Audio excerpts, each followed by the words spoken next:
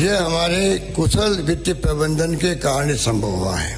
इसी प्रतिबद्धता के साथ हम आने वाली कठिनाइयों का दृढ़ता से मुकाबला करते हुए प्रदेश की खुशहाली एवं चहुमुखी विकास की राह प्रशस्त करेंगे। ना पूछो मेरी मंजिल कहाँ है, ना पूछो मेरी मंजिल कहाँ है। वसुंधरा जी, आपसे मैंने प्रेरणा लेके बोलना सीखा है।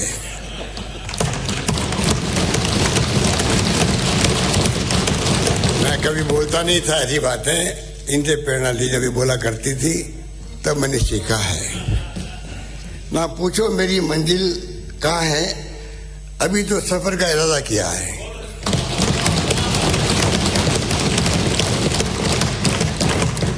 ना हारूंगा हौसला उम्र भर, ना हारूंगा हौसला उम्र भर, ये मैंने किसी से नहीं खुद से वादा किया है।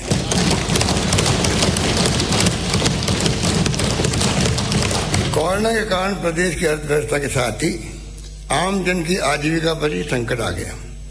इस दौरान ग्रामीण क्षेत्रों में रहने वाले लोगों को रोजी रोटी पर संकट से उबारने के लिए यूपीए गवर्नमेंट द्वारा प्रारंभ की गई महात्मा गांधी नरेगा योजना के संबल प्रदान करने, जबकि शहरी क्षेत्रों में स्ट्रीट वेंडर, ठेले, रेहड़ी, थड़ी पट्टी पर फल, सब्जी, अन्य सामान बेचने वाले ढाबा, रेस्टोरेंट आदि में काम करने वाले लोगों के लिए इस प्रकार की योजना नहीं है। मेरा मानना है कि कोरोना के व्यापक प्रसार के कारण प्रभावित हुई प्रदेश की जनता को अपनी जिंदगी पुनः पटरी पर लाने के लिए हमें और अधिक सहायता उपलब्ध करानी होगी। इस क्रम में अब मैं शहरों में भी रोजगार सुनिश्चित करने के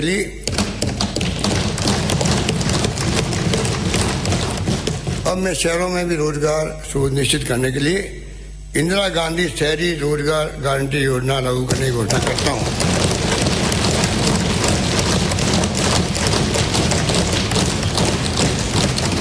इस योजना के माध्यम से आगामी वर्ष से शहरी क्षेत्र में निवास करने वाले परिवारों को भी उनके द्वारा मांगे जाने पर प्रति वर्ष 100 दिवस का रोजगार उपलब्ध हो सकेगा। इस पर लगभग 800 करोड़ रुपए का वार्षिक खर्च होगा।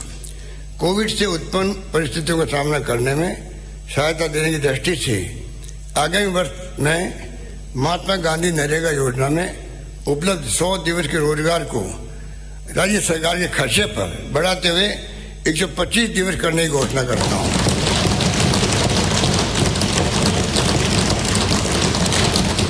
इस पर लगभग 750 करोड़ रुपए व्यय होंगे। कोरोना काल के दौरान शिक्षा में हुए नुकसान की भरपाई के लिए आगामी वर्ष स्कूली विद्यार्थियों के लिए 3 माह की अवधि के लिए ब्रिज कोर्स से चलाया जाना प्रस्तावित है। इस पर 75 करोड़ रुपए का प्रावधान रखा गया है। कोरोना काल में सभी वर्गों के परिवार आर्थिक रूप से प्रभावित हुए हैं। अब मैं अल्प आय वर्ग के साथ साथ समस्त 118 लाख घरेलू उपभोक्ताओं को राहत देने की दृष्टि से आगामी वर्ष 100 यूनिट प्रति माह तक बिजली का उपभोग करने वाले उपभोक्ताओं को 50 यूनिट तक बिजली निःशुल्क उपलब्ध कराने की घोषणा करता हूं। इसके साथ समस्त घरेलू उपभोक्ताओं को 150 यूनिट तक 3 रुपए प्रति यूनिट का अनुदान तथा 150 से 300 यूनिट तक के उपभोग पर 2 रुपए प्रति यूनिट अनुदान की घोषणा करता हूं।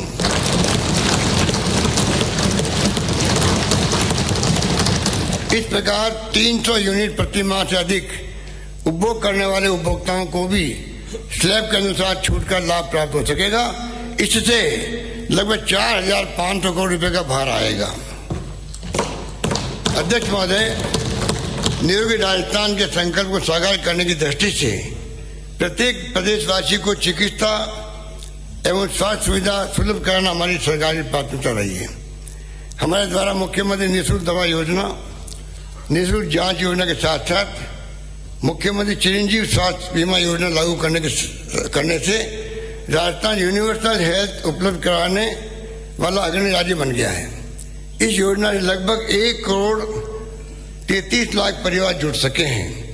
तथा हम सभी के लिए प्रसन्नता का विषय है कि सिर्फ 9 माह में ही अभी तक 7,41,000 से ज़्यादा लोगों ने लगभग 930 करोड़ रुपए के कैशलेस इलाज की सुविधा प्राप्त कर ली है।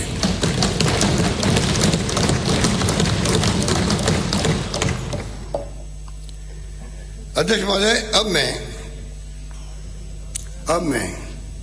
मैं आगामी वर्ष से इसी चिरंजीवी योजना के अंतर्गत प्रति परिवार सालाना 5 लाख रुपए की चिकित्सा बीमा को राशि को बढ़ाकर 10 लाख रुपए करने की घोषणा करता हूं।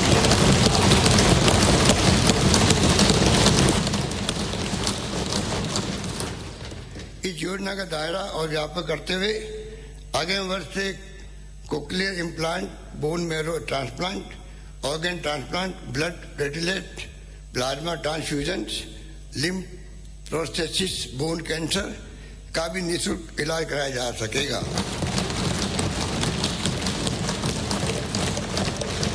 साथ ही इस योजना के लाभ से कोई भी असहाय